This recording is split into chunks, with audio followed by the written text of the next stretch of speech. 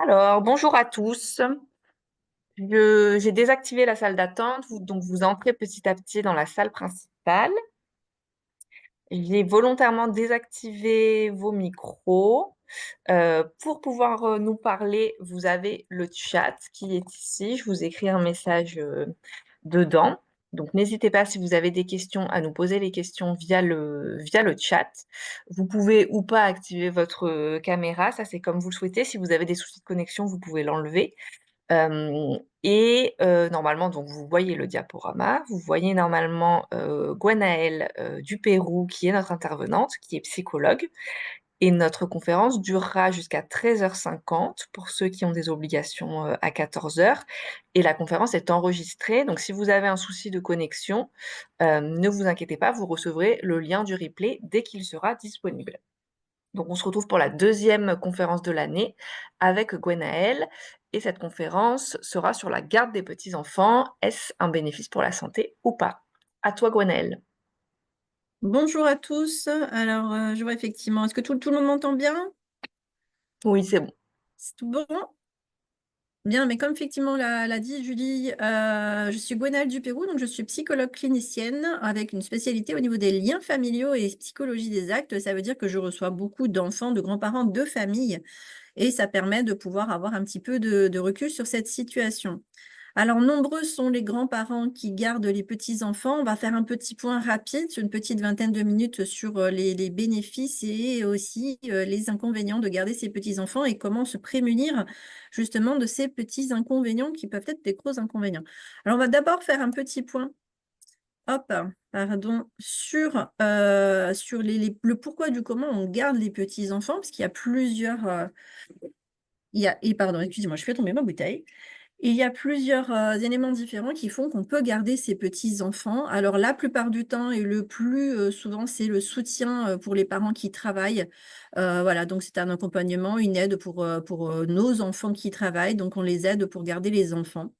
On a une deuxième raison qui est que bien souvent, les parents de ces jeunes enfants estiment que les grands-parents sont plus fiables et puis plus abordables que les gardes d'enfants professionnels, c'est-à-dire que le fait de les connaître, d'avoir déjà effectivement un échange, une intimité avec, ça les rend peut-être plus fiables. Donc, on a plus confiance généralement à nos grands-parents pour garder les enfants et plus abordable, ça c'est le petit coût financier, on l'abordera un peu plus tard. Il y a également la culture. Vous avez des cultures où effectivement les enfants sont gardés par la famille. Voilà, parce que c'est comme ça, parce qu'en fait on prend soin les uns des autres, parce que ça fait partie de l'éducation, ça fait partie du rythme de vie pour tous. Donc ça paraît une évidence que tout le monde accompagne la nouvelle parentalité et donc la culture joue énormément. Et une raison peut-être un peu plus difficile, un peu plus négative, c'est effectivement si jamais un ou les parents ont des problèmes de santé, il faut pouvoir venir accompagner et soutenir ces parents qui sont en difficulté, aussi pour éviter que ce soit un tiers étranger qui intervienne auprès des petits-enfants ou même chez les parents qui sont peut-être même malades et qui n'ont pas forcément envie de voir une personne étrangère venir à domicile. Alors ça, c'est pour le pourquoi, de façon générale. Maintenant, ce qui va être intéressant, c'est d'aborder aussi les points positifs. Quels sont les avantages de garder justement les petits-enfants euh, auprès de nous? Alors, hop, je vais juste baisser ça parce que j'ai le chat en plein milieu, donc du coup, je ne vois plus. Alors, il y a plusieurs effets bénéfiques, on va en parler sur plusieurs pages. Le premier qui me semblait le plus important, parce que le plus affectif, c'est évidemment le lien que l'on peut avoir avec nos petits-enfants. Le temps passé auprès d'eux, c'est quand même quelque chose je veux dire, voilà, de vraiment de qualité, hein. C'est quelque chose qui est important, qui est vraiment un temps privilégié. Ça permet de garder un lien, de construire ce lien sur la durée, sur les années, sur toute la vie, pas seulement quand ils sont enfants. Et ça permet aussi à l'enfant petit de développer une autre référence que celle des parents, de pouvoir expérimenter un autre mode de vie, une autre éducation, un autre rythme, intégrer des règles sociales, donc des règles de société, de vie qui ne sont pas que celles connues par les parents. donc en dehors de sa maison et de son point ressource principal. Donc le lien entre le grand-parent et l'enfant, évidemment, a un aspect positif très important. Alors concernant toujours la famille, parce que là on parle effectivement de l'effet bénéfique par rapport à la famille en tant que telle, c'est vraiment la transmission. Prendre soin des petits-enfants, ça permet de pouvoir, donner des informations, transmettre, parler de soi, des valeurs, des souvenirs, de ce qui comment la vie était avant, de pouvoir donner, effectivement tous les, cette culture générale, cette culture de l'histoire, des ressentis, des émotions. Ça permet aussi de pouvoir parler de soi. Parce qu'avec le recul et avec la maturité, les grands-parents, arrivent à parler effectivement de l'histoire d'une façon plus, j'allais dire peut-être avec plus de maturité, plus de recul, plus d'équilibre, que l'on peut évidemment parler avec les parents. Donc, ça permet d'avoir des échanges vraiment de qualité et permettre autant à l'enfant, qu'aux grands-parents de pouvoir s'investir et s'intégrer, s'inscrire dans sa propre histoire et vraiment travailler le lien pour le avant, pour le pendant, pour le après et éventuellement pour que, bah, l'histoire, elle se poursuive bien au-delà, même, après, quand les petits-enfants eux-mêmes auront des enfants. Donc c'est tout le côté affectif et positif d'avoir les petits-enfants auprès de nous. Hop. Alors d'autres effets bénéfiques, alors peut-être un petit peu moins avec de l'affect, mais et la santé physique, et bah, oui, parce que quand on est grands-parents, alors quel que soit l'âge, bien souvent, voilà, si on est à la retraite, on va avoir un rythme de vie qui va être différent et garder ses petits-enfants, ça nous permet de garder une bonne structure de journée. C'est-à-dire pouvoir se lever le matin, pas à des heures indues, de manger à heure un peu plus, équilibré, de bien manger, d'être finalement dans le rythme de vie, d'être toujours actif. Notamment, par exemple, un grand-parent qui va, avoir ses petits-enfants à manger, va avoir à cœur de lui donner à manger les bonnes choses, vraiment de qualité et du coup, va s'obliger lui-même à être aussi, à suivre ce bon exemple et du coup, à garder une bonne hygiène de vie et pouvoir poursuivre, correctement, son rythme. Alors ça, c'est surtout j'entends pour les grands-parents qui sont à la retraite et qui peuvent avoir, une autre façon, d'aborder leur journée. Le fait de suivre et d'éduquer un petit peu l'enfant aussi de cette façon-là, ça permet de pouvoir, garder une bonne santé, en tout cas sur le plan, de l'hygiène alimentaire. Mais pas que, parce que quand on accompagne les enfants à droite à gauche, on va les emmener à l'école, après on les emmène aux activités, on les fait sortir, on les mène se promener, on fait des activités avec eux. Donc forcément, ça aide à pouvoir, lutter contre les maux de la solitude ou de la sédentarité, hein. Donc évidemment, qui dit bouger, dit effectivement on va travailler aussi, pour éviter des conséquences comme le surpoids, hein, comme la malbouffe, comme le fait, parfois aussi d'être déprimé, et donc de pas développer d'autres maladies, que la sédentarité et un vieillissement classique peuvent amener, puisque les petits enfants nous permettent de pouvoir continuer à être actifs et à développer évidemment, pas mal d'activités, à droite à gauche, donc ça, c'est une bonne chose. Également ensuite, évidemment, alors là, je parle effectivement de personnes qui arrivent à la retraite, qui deviennent inactifs, dans la société et qui, se disent: «Voilà, m'occuper de mes petits-enfants, ça me donne une place, ça me donne une utilité, ça me donne voilà, une raison, ça donne du sens un petit peu à ma journée, ça me permet de continuer à pouvoir, être bien, avoir un bon équilibre». Et surtout lutter contre la solitude et oui, les grands-parents sont pas toujours à 2. Parfois ils sont aussi malheureusement, voilà, des adultes isolés et le fait de pouvoir s'occuper des petits-enfants, ça leur permet de garder, vraiment un lien avec, la société et du coup de ne pas se retrouver, dans une situation, un peu trop déprimée. Alors, on va aborder évidemment les aspects négatifs parce qu'il y en a. Évidemment, nos petits-enfants, on les aime, on est heureux d'être avec eux, mais il y a évidemment un mais, c'est-à-dire qu'en fait, tout n'est pas toujours aussi rose et on va aborder ces points-là pour faire attention justement de ne pas tomber dans les mauvais pièges et de pouvoir éventuellement améliorer ou mieux équilibrer le fait de prendre soin de nos petits-enfants. Alors j'ai noté urgence en première intention. Pourquoi urgence? Parce qu'effectivement, parfois, quand on doit garder les petits enfants et que c'est pas un choix, parce que ça l'est pas toujours. Quand on a nos enfants qui sont dans un état de détresse et d'anxiété massive à se dire: «Mince, mon enfant, je peux pas le confier à quelqu'un d'autre, j'arrive pas à m'en séparer, c'est difficile pour moi, c'est compliqué, ça me stresse trop». En fait, le grand-parent est là comme, un garde-fou, une personne de confiance et on va accompagner, soutenir, ce jeune parent qui est en difficulté émotionnelle et on va se retrouver du coup à être, un parent aussi, de substitution. Donc c'est pas forcément, quelque chose qui a été choisi. Donc ça, c'est important de le dire aussi parce que parfois, les petites situations qui sont là normalement pour rendre service au début deviennent pérennes et bah, ça va créer un tas de petits désagréments. Alors rien à voir avec le fait d'aimer ou pas ses petits enfants, mais surtout quand la décision n'est pas prise intentionnellement, quand elle est pas préparée à l'avance, ça peut être parfois un petit peu compliqué, un petit peu perturbant. Alors, un autre aspect qui n'est pas des moindres, c'est que, en fait, accompagner et avoir son petit enfant ou ses petits-enfants à la maison, bah, ça demande, pas mal de petites dépenses qui n'étaient pas prévues. Bah, la voiture, la nourriture, les activités et cetera et cetera. On est toujours là pour aider nos enfants, c'est une bonne chose, mais il faut savoir aussi, il faut pas perdre de vue que, ben, de nombreuses personnes qui arrivent à la retraite voient leur quand même leur revenu largement, se limiter, diminuer et on n'a pas forcément les mêmes possibilités qu'on avait avant.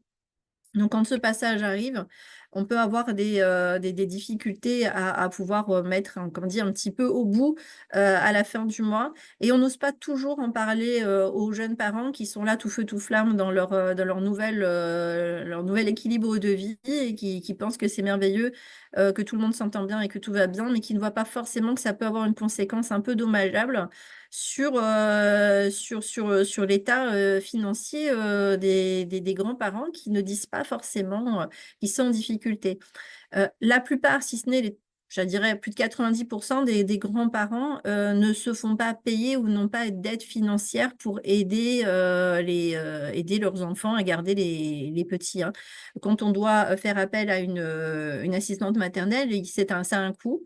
Alors même s'il y a des aides, ça reste quand même assez, onéreux pour, plus on a d'enfants, plus c'est onéreux et c'est vrai que c'est compliqué. Et pourquoi il y a ces aides-là? Mais tout simplement parce que, ben, comme je l'ai dit, il faut acheter la nourriture, il faut l'essence, il faut les activités, parfois les cadeaux aussi, les jouets, enfin plein de choses qui vont faire que, les grands-parents vont devoir, dépenser un peu plus que ce qui était prévu et parfois n'osent pas forcément dire aux parents que ça les met en difficulté. Encore une fois, en gardant bien en tête que, bah, le salaire d'une personne à la retraite n'est pas le même. Une personne qui travaille encore et que ça parfois, ça peut créer évidemment des complications. Alors, au-delà de tout ça, vous avez quand même des grands-parents qui travaillent aussi, parce que maintenant l'âge de la retraite étant un peu plus éloigné, vous avez des grands-parents qui parfois adaptent leur propre, emploi du temps professionnel pour s'occuper, des petits-enfants. Alors ils vont prendre, voilà, ils vont avoir peut-être un mi-temps, un quart-temps, un tiers-temps pour essayer de se dégager du temps pour s'occuper des petits-enfants, être là à la sortie de l'école, pouvoir les emmener, aux activités extrascolaires et bah, ça joue évidemment sur l'organisation. C'est beaucoup moins fluide que ça en a l'air. Ils ont aussi parfois des obligations, de vie, voilà, hein, des activités qu'ils pouvaient avoir et qu'ils vont remettre à plus tard parce que les petits-enfants, passent en premier. Combien de patients j'ai pu avoir qui me disent: «Bah, non, je peux pas prendre rendez-vous à cette heure-là parce qu'il faut que je sois là à midi pour faire manger les petits-enfants. Là, il faut que je sois là pour l'emmener à telle activité. Là, il faut que j'aille le chercher à l'école. Là, il faut que je les emmène». En fait, tout tourne autour de l'emploi du temps de l'enfant et on peut mettre de côté sa propre vie. Alors, j'ai noté vie sociale ou vie amoureuse également parce que, bah, oui, hein, toute personne, peut avoir des activités, des rencontres, une vie sociale, une vie amicale et quand, les petits-enfants prennent beaucoup de place dans l'emploi du temps et bien, on rencontre moins les gens, on a moins l'occasion d'aller boire le petit café avec la copine pour aller discuter ou d'aller, regarder un film avec un ami parce que, bah, en fait, on va mettre en priorité, le fait que le petit enfant doit pouvoir tenir effectivement sur son grand-parent. Donc c'est parfois un petit peu limitant. Alors j'ai noté aussi la question de l'autonomie, évidemment toujours dans cette même idée, l'indépendance, hein. Les grands-parents qui s'occupent des petits-enfants ont parfois l'impression, que, ben, ouais, tout tourne autour d'eux et même s'ils les aiment de tout leur cœur, ça peut leur prendre, énormément d'énergie et parfois ils ont l'impression ils sont voilà, ils sont dans une forme de contrainte qu'ils pensaient avoir laissée derrière eux puisque leurs propres enfants avaient grandi et finalement, ils se retrouvent dans les mêmes contraintes, les mêmes sources et c'est un petit peu compliqué. Donc il peut y avoir parfois un petit peu de rancœur, pas mal de frustration et cette impression que de toute façon, ben, leur vie à eux sera encore une fois remise à plus tard et selon l'état d'esprit, selon l'humeur, ça peut être très, très mal vécu, d'autant, que c'est étroitement lié à la relation avec les parents. C'est-à-dire si on s'entend bien, si on s'entend pas bien, ça peut être évidemment vécu différemment et c'est évidemment ce qui amène au point suivant, les attentes. Quand on va garder son petit enfant, comme on dit, on est très heureux. Au début, on se dit: «On va avoir un lien privilégié, c'est formidable, on va l'avoir avec nous, ça va être merveilleux» et bah, finalement, quand, le petit enfant est là un peu plus qu'une simple visite, ben, on se rend compte que, ben, ce qu'on avait projeté, ce qu'on avait fantasmé, c'est pas forcément toujours la même chose. Quand on vieillit un petit peu, un petit qui fait des crises de colère ou des crises de nerfs et ben, c'est pas vécu forcément de la même façon que quand on est beaucoup plus jeune. Et parfois, on a aussi des parents qui attendent que les grands-parents soient, j'allais dire des super-héros qui vont tout arranger, qui vont tout calmer et qui vont tout comprendre, simplement parce qu'ils sont déjà passés par là. Sauf que tous les enfants sont différents et que non, ce n'est pas parce qu'on est déjà passé par là qu'on va devenir, plus que sachant. Ces différences générationnelles alors dans la façon de faire ou dans les croyances, peuvent conduire malheureusement parfois à des conflits, parce que vous avez, des parents qui disent: «Oui, mais il ne faut pas faire comme ci, il faut pas faire comme ça. Oui, mais de mon temps, on faisait comme ci, de mon temps, on faisait comme ça». Alors que ce soit pour les écrans, ce soit pour la façon de manger, à quelle heure on doit les coucher, quel est le degré d'autonomie, que l'enfant doit avoir. Et là, on se heurte à, «Oui, mais moi je t'ai demandé de faire comme ci et moi je t'ai demandé de faire comme ça» et finalement on n'est plus dans quelque chose qui est fluide et agréable, on arrive à un rapport de force, qui crée des conflits et un inconfort et finalement là où c'était un avantage, ça va devenir une forme de contrainte. Donc les attentes sont souvent frustrées, souvent déçues et ça, c'est par contre effectivement le point le plus difficile. Alors évidemment, bah, on parle des grands-parents qui sont parents, des parents eux-mêmes et vous en avez qui au contraire, vont prendre vraiment cette place de parents à la place de grands-parents et vont indiquer, d'une façon impérative aux parents ce qu'ils doivent faire et donc ça peut créer évidemment des perturbations puisque, les parents n'arrivent pas à prendre leur place de parents et du coup effectivement c'est la guerre à la maison parce que les petits leur font bien vivre, cet état de fait. Donc, très compliqué à vivre. Alors, je me dépêche un petit peu, je vois l'heure qui tourne vite. Alors, dans les effets négatifs, on a aussi parfois, voilà, vous avez des grands-parents qui peuvent être très âgés. Alors, c'est tout à leur honneur de pouvoir accompagner et garder leurs petits-enfants, mais quelqu'un de bien plus âgé, pas toujours capable de s'occuper d'un bébé ou d'un jeune enfant sur une longue durée. Pourquoi? Parce que c'est très fatigant, on n'a plus les mêmes ressources, on n'a plus la même attention, on a peur de leur faire mal, on n'a plus les mêmes réflexes.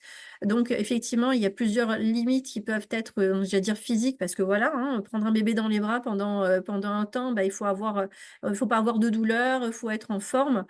Il faut pouvoir aussi tenir la tension, il faut pouvoir résister aussi, des cris, à des pleurs. C'est quelque chose qui peut être assez lourd. Donc et il y a aussi, bah, toutes ces nouvelles technologies que nos anciens n'ont pas forcément connues et on leur demande, éventuellement: «Utilise un mouche-bébé, utilise ci, utilise ça» et quand on ne sait pas trop comment l'utiliser, on peut être vite en difficulté et ça peut frustrer, voire pour certaines personnes, ça peut être assez humiliant de ne pas savoir faire ou de plus être en mesure de le faire. Alors attention à l'épuisement professionnel parce que même si on est, dans une relation d'aide, justement, les vous avez de nombreux grands-parents qui essayent de faire tout parfaitement, d'être parfait, d'être actif, d'être dynamique, d'être là à l'heure, de pouvoir tenir, d'être vraiment responsable de tout. Et en fait, ils vont au-delà de leurs forces et de leurs capacités, à vouloir que ce soit parfait et à se heurter parfois à des conflits. On va se retrouver vraiment en difficulté. Donc attention effectivement, à l'épuisement professionnel, même si on est jeune, ça peut être assez mal vécu et il faut être vraiment vigilant à ça. Voilà. Alors pour éviter évidemment tout ça, petit mot rapide, pour éviter de s'épuiser en prenant soin de ses petits-enfants. Évidemment, comme on l'a marqué, c'est un défi personnel, mais c'est aussi il faut prendre soin de soi, il faut savoir s'adapter à ses capacités, ses compétences et ses envies. Il faut aussi que ce soit clair avec le parent, qu'il soit son enfant ou son gendre ou sa belle-fille, pouvoir expliquer un petit peu où vous en êtes, ce que vous ressentez, quelles sont vos attentes, quelles sont vos limites aussi, pour éviter que chacun ne soit pas dans quelque chose de déçu et surtout qu'on n'arrive pas à un conflit. Donc vous avez certaines personnes qui font un petit écrit pour se dire: «Moi je m'engage à ça, moi je m'engage à ça», de façon à pouvoir être bien au clair sur les attentes et les besoins de chacun. Évidemment, c'est chaque famille qui va prendre la décision en fonction des situations personnelles et des priorités. On n'a pas toujours le choix. Parfois l'entraide, c'est effectivement primordial. Il n'y a pas toujours les bonnes conditions pour bien vivre. Donc, il faut tenir compte au maximum de ce qu'on peut. C'est possible pour essayer aussi d'équilibrer un petit peu tout ça, de mixer, la garde. Alors quand je dis mixer la garde, ce qui peut être intéressant, c'est parfois de faire intervenir, voilà, 2 jours de crèche, 2 jours de mamie-papy, pour laisser respirer et faire en sorte que ça nuance et qu'on ne soit pas responsable à tous les instants, mais qu'aussi le grand-parent puisse avoir sa vie et tenir compte de ses obligations et de son hygiène de vie personnelle et sociale et amoureuse, bien évidemment. Et médicale. N'oublions pas qu'effectivement, on est hors de question de repousser un rendez-vous médical parce que, on n'a pas le temps ou parce qu'on ne peut pas. Donc, éventuellement, mixer la garde peut être intéressant et tenir compte évidemment des besoins de chacun est primordial. Alors sur un temps très, très court, on a vu, on a dû passer assez vite sur tous ces éléments. Est-ce que vous avez des petites questions sur ce qui a été, évoqué ou est-ce que vous avez des commentaires? Peut-être sur vos expériences personnelles, hein.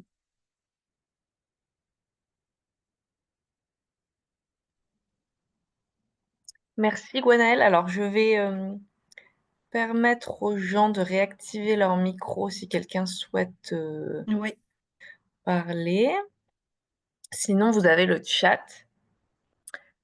Merci pour tous ces éléments qui, effectivement, ça fait du bien de se l'entendre dire. Alors on a l'impression qu'il y a eu beaucoup plus d'éléments, négatifs, mais c'est aussi ceux sur lesquels tu avais des conseils à donner, donc Oui, c'était pour alors ça que tu as négatif, passé plus. c'est plus de la prévention parce que Oui, finalement tous les éléments mmh, négatifs se retrouvent quand on regarde bien tous ensemble, on voit bien que, l'idée même, c'est de prendre soin de soi et ne pas se perdre évidemment, dans cette responsabilité ou d'avoir une 2e, vie de parent. Garder le lien, grands-parents, petits-enfants, c'est ce que j'ai dit au début, c'est effectivement, c'est un lien affectif qui est de qualité, c'est de la transmission. Donc ça, c'est très beau à faire, mais il faut pas se perdre dans l'aspect de la contrainte et surtout, pas perdre son rythme de vie. Actif avec 2 petits-enfants, dont avec eh oui, oui, oui, c'est vrai, hein, quand on est actif et qu'en plus il y a 2 petits-enfants, la maman est célibataire, ça donne beaucoup de d'organisation. C'est pour ça que, comme dit, je vous conseille aussi de pouvoir mixer, de temps en temps pour, une garde extérieure, que ce soit une assistante maternelle ou le centre aéré ou la crèche, même sur des temps courts, ne serait-ce qu'une journée par semaine. Parfois, ça permet de libérer un petit peu tout le monde et de garder sa place aussi. Parce que si on a des petits-enfants, c'est aussi pour passer des bons moments avec eux et pas simplement faire de la garde. Et quand on est fatigué, on a du mal à être dans autre chose que dans de la garde pure et dure et en fait, on n'est pas censé juste les garder. Normalement, c'est un échange, on vous l'a dit. Ce qui est agréable, c'est vraiment la transmission, c'est vraiment le lien. Mais quand on est comme ça à courir partout, c'est compliqué d'être dans cet échange-là parce qu'on a l'impression qu'il y a plus de place. Et c'est ça, hein, quand je vous dis de prendre du temps pour vous et de respecter aussi vos attentes et vos limites, c'est qu'en discutant, en discutant, je pense qu'il faut effectivement que les parents et les grands-parents puissent s'organiser autour de la place de chacun pour qu'elle reste cohérente et surtout qu'elle garde un bon équilibre dans le lien futur. Si le grand-parent prend la place du parent, le parent va se sentir à un moment donné privé de ses droits, peut être frustré, alors que lui-même avait besoin de cette aide au départ. Ça peut être assez confus, hein, donc il faut bien exposer la place de chacun. Donc oui, oui, hein, je suis d'accord avec Jean-Louis. Et la mixité me semble, en tout cas dans la mesure du possible, et une des meilleures solutions pour vraiment que le grand-parent garde cette place qui est, j'allais dire, une place aussi d'honneur quand même, hein, de transmission, et non plus essentiellement de garde d'enfants, à ne pas mélanger, hein, à ne pas mélanger. S'il vous plaît, je peux poser une question? Oui, bien sûr, je vous Bien écoute. sûr. Oui, bonjour. J'habite dans le Var et on est grands-parents d'un petit garçon qui est en Savoie. Waouh, Et ouais. voilà, donc il y a une distance. Et ce qui fait que tout ce que j'ai lu, écouté de votre intervention, je comprends très bien. Mais la distance fait qu'on n'a pas de relation continue, j'allais dire. Oui, Donc quand on a notre petit-fils, c'est du H24 d'un coup. Et par moment, ça peut être très violent. L'enfant, il a son propre mode de fonctionnement et l'adaptation en quelques heures, j'allais dire, ne suffit pas à planir et à rendre ça forcément toujours joyeux. Et donc, la dernière fois, il y a eu beaucoup de gestes violents, de coups, que je comprends toujours pas d'ailleurs. Et puis, j'ai essayé d'en parler avec mon fils, qui est le papa, oui. et donc, il n'a pas compris. Et il m'a dit, s'il te plaît pas comme il est, eh ben, ne l'auras plus. Donc, j'ai eu double sanction, si je puis dire. Et Et voilà, c'est ça, c'est là où on savoir ce revient que vous en pensez. effectivement. Ouais, là, on revient effectivement aux attentes de capacité de chacun. Vos enfants qui pensent que vous êtes, comme vous êtes déjà passé par là, vous savez, mais que si vous n'y arrivez pas, c'est que vous ne savez plus, que vous n'en avez pas envie. Et là, il y a effectivement méprise. Bien sûr que quand les petits-enfants sont loin et qu'on ne vit pas dans un quotidien de vie avec eux, ça crée pour eux une forme de rupture. Quand ils arrivent chez vous, ils sont dans un choc, voilà, tout change, l'environnement, le cadre, l'éducation, les repères, et sur certains enfants un peu plus sensibles que d'autres, ça va créer vraiment, des troubles du comportement. Vous l'avez vu, hein, comme du rejet. Vous avez évoqué, des coups. Alors je ne sais pas quel âge ont vos petits-enfants, Il a mais 5 ans. Il a, comment? cin- il a 5 5 ans. 5 ans, ouais. Donc effectivement, au niveau de la séparation, c'est un moment qui est compliqué et qui est certainement subi et contraint aussi. C'est-à-dire qu'il peut avoir le plaisir de vous voir, mais là, il semblerait en fait que quand il vient, c'est pas quelque chose qu'il ait vraiment eu le temps de préparer ou d'envisager, de projeter, et ça devient, bah, pour lui comme une sanction d'avoir été éloigné, de son endroit ressource. Ce qui fait que malheureusement, c'est pas de qualité parce que c'est mal accompagné, j'imagine, sans vouloir critiquer votre fils, mais certainement mal préparé, mal accompagné par les parents qui ne se rendent pas compte à quel point ça peut créer une rupture que de passer d'un environnement à l'autre d'une façon aussi brutale parce que, bah, comme vous l'avez dit, ils sont loin. Donc, en fait, ils vous voient une fois de temps en temps. Et la notion du temps à cet âge-là, elle est beaucoup plus floue que nous adultes où on est capable de compter en semaines. Bah, eux, quand du jour au lendemain, ils sont plus dans leur rythme, ça peut créer une anxiété assez massive. Et comme je dis, selon comme c'est préparé et selon la sensibilité de l'enfant, le comportement peut être assez brusque, effectivement. Ben, je pense qu'ils en parlent beaucoup avant. L'enfant sait qu'il va venir chez ses grands-parents, mais je pense que ce qu'il ignore, c'est ce que ça va provoquer en lui. Et quand il est face à Ouais. ce sentiment peut-être d'abandon ou d'incompréhension, Oui, c'est tout à fait ça. Je pense qu'il y a de sentiments d'abandon ou de sanction, la façon dont c'est évoqué, comme une, voilà, tu vas y aller, tu vas devoir aller comme une obligation. Je pense qu'effectivement, c'est mal appréhendé par le petit. Est-ce que les parents restent un petit peu le temps de la transition avant de le laisser? Enfin, oui, voilà, il y a plein de oui, petites choses peut-être à revoir. et à retravailler avec eux. Alors, je vois que Jean-Pierre nous dit, c'est eux qui sont demandeurs. Oui, mais encore une fois, tout dépend, comme ça a été aussi, déjà de l'état d'esprit et de l'humeur des petits-enfants, la sensibilité, comment se passe le quotidien aussi, et puis comment se passe le lien et la communication dans la famille. Si la communication est fluide et sereine et légère, il est évident que les enfants vont être aussi beaucoup plus légers et c'est pour ça que je dis c'est beaucoup plus complexe finalement que de se dire: «Super, ça va être des vacances avec les petits-enfants». Ça dépend comment les petits-enfants vivent aussi, leur quotidien et s'il y a de la légèreté, dans la communication, familiale, évidemment. Oui, vous avez raison. C'est sûr qu'il faut prendre en compte tous ces éléments, mais de toute façon, on ne peut pas répondre à toutes les questions en quelques jours. Quand on les a, c'est pas Non, possible. bien sûr que non, parce que vous arrivez sur un moment, dit, voilà, c'est un moment T, on peut rien faire, sur le, je au revoir aux personnes qui doivent parler qui doivent partir, hein. Une bonne après-midi à vous. Effectivement, on peut re forcément sur un moment T, on peut pas refaire toute l'histoire de l'année ou des semaines qui et du quotidien. C'est beaucoup trop court, et peut-être que quand, votre petit enfant grandira, il aura beaucoup plus d'échanges et de communication. Il pourra peut-être plus expliquer ce qu'il ressent et sera moins brusque dans ses gestes parce qu'un enfant, quand, la tête ne peut pas mettre en mots, a tendance à utiliser le corps pour s'exprimer et oui, ça peut être assez déroutant pour un adulte qui a déjà, appris à contenir, ses idées, en mots, quoi. Je ne vous le fais pas dire. Je vous remercie et je vous souhaite une bonne continuation. Merci à vous aussi, bon Au courage. revoir. Au revoir. Merci à tous. Donc vous trouverez le replay de cette conférence si vous souhaitez, la partager, à vos amis ou même à vos enfants d'ailleurs. Elle sera disponible en replay sur notre chaîne YouTube et je vous enverrai de toutes les manières le lien dès qu'elle sera, en ligne. Je ne vois pas d'autres questions, dans le chat, enfin en tout cas des questions, des affirmations auxquelles nous avons répondu. Donc écoute, Gwenaëlle, si tu n'as rien à y ajouter, à ce Bah, moment-là, je pense que écoutez, nous voilà, pouvons, tout va bien, effectivement, voilà, j'espère avoir répondu à pas mal de questions sur un temps, assez court.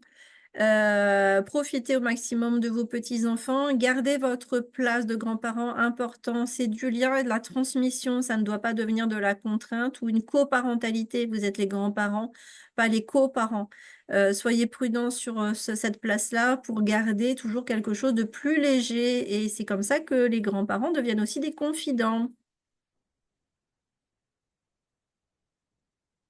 Bien, bah, écoutez, me reste à vous souhaiter une bonne après-midi à tous, s'il n'y a pas d'autres questions pour le moment. non, je regardais et je n'en vois pas d'autres. On te remercie. Apparemment, cela fait écho, à ce que les participants de cette conférence vivent, au quotidien avec leurs petits-enfants. Merci à toi.